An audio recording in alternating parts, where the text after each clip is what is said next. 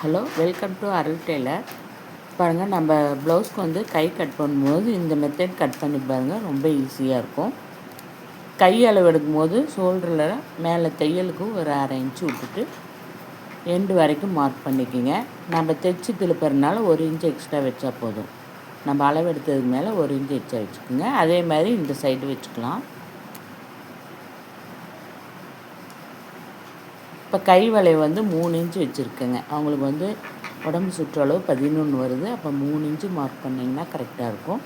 அதுக்கு அப்படியே you shape வளைவு கொடுத்துக்கலாம். கீழே கை ஷேப் 1 இன்ச்சு வச்சுக்கலாம்.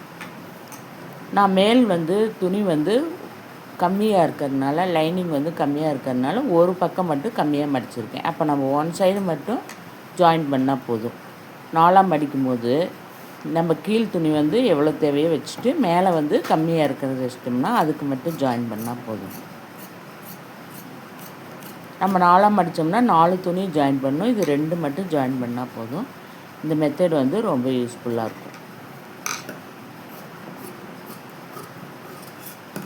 பாருங்கள், அவ்வளோதான். சூப்பராக கை வந்து கட் பண்ணியாச்சு. இப்போ இதை வச்சு அப்படியே மேல் துணி கட் பண்ணி தைக்கிறது தாங்க.